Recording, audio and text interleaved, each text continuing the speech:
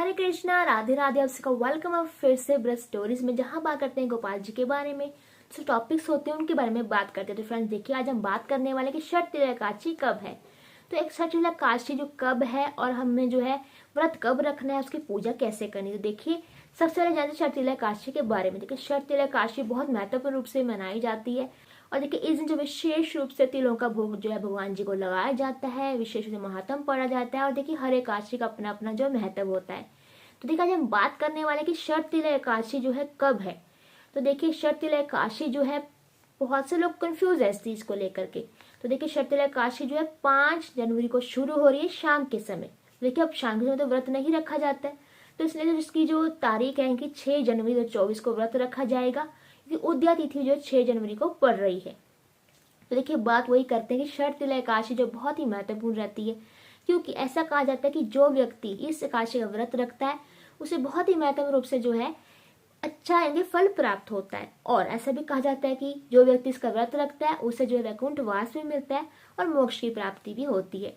तो इसलिए इसको बहुत महत्वपूर्ण रूप से जो है महत्व दिया जाता है। और हर व्यक्ति जो है चाहता है कि उसे अच्छा अच्छा फल मिले, अच्छा अच्छा जो है भगवान जी उसको भी कृपा बरसाए रखे। तो आप सभी भी जो है व्रत रखेंगे। तो जैसे कि मैंने आपको बताया कि 5 जनवरी को शाम को शुरू हो रही है और 6 जनवरी को इसका व्रत रखा जाएगा। अब बात आती है कि इसका जो है पारण कब करना है। तो पारण जो है 7 जनवरी को 2024 को किया जाएगा। तो पारण आपने 7 जनवरी 2024 को करना है, क्योंकि बिना पारण के जो है व्रत वो पूर्ण नहीं होता है।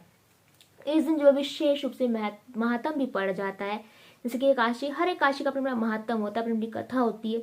तो आयोग का सभी जो है महात्म भी जरूर पढ़ेंगे, क्योंकि इसके बगैर जो है व्रत पूरा नहीं माना जाता है अगर हम महात्म ना पढ़े।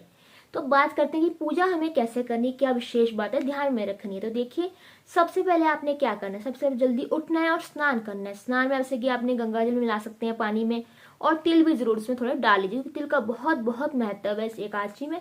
तो तिल आपने जरूर डालने हैं। और स्नान करके जो है स्वच्छ वस्त्र डाल लेने हैं, पीले रंग के वस्त्र पहनने की कोशिश कीजिए। और उसके बाद आपने क्या करना है, आपने फिर पूजा शुरू करनी है। तो पूजा जैसे कि जहाँ पूजा स्थान बना रखा है वहां पे आप पटली लगा लीजिए, और वहां पर जो पीले रंग का वस्त्र बिछा लीजिए पटली पर।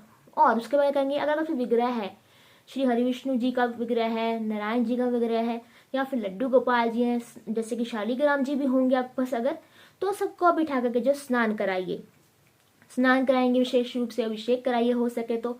और फिर उनका जो श्रृंगार कीजिए। श्रृंगार करने के बाद जो उन्हें आप स्थान देंगे, जैसे कि विग्रह को आप जैसे कि आसन देंगे। तो आसन आपने किस चीज का देना है, आसन आपको पता है कि चावलों का प्रयोग नहीं किया जाता है काशी वाले दिन, तो अपने चावलों का प्रयोग नहीं करना है। आपने जो है वहां पर या तो फूलों का प्रयोग करना है या फिर तिल का प्रयोग भी आप कर सकते हैं। इस बात का हमेशा ध्यान देना। और उसको क्या करेंगे, विराजमान कर लिया, आसन दे दिया, सब कुछ उनका तिलक करेंगे। तिलक आप चंदन रोली से भी कर सकते हैं। और तिलक करने के बाद उनका जो आप फूलों से स्वागत करेंगे। फूल चढ़ाइए भगवान जी को, पीले रंग के या किसी भी रंग के फूल चढ़ाइए।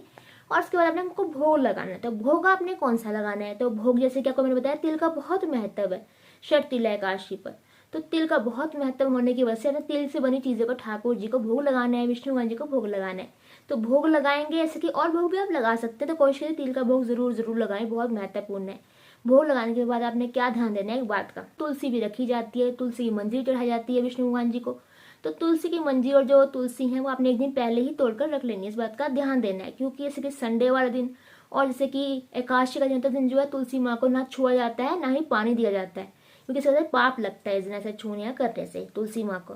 तो इस बात का आपने ध्यान देना है, पहले ही लेकर सबको भोग वगैरह में रख देनी है। और आपने फिर क्या करना है, उनके बाद आरती करनी जैसे घी की। और आरती करने के बाद आपने जो महात्म पढ़ना है, बहुत से लोग पहले पढ़ लेते हैं, बहुत से लोग बाद में पढ़ते हैं। तो महात्म पढ़ेंगे और भगवान जी से जो है प्रार्थना करेंगे। और आपको पता लग होगा कि हमें कैसे छठ तिलकाशी की पूजा करनी है, कब व्रत रखना है, कौन सी तारीख को रखना है।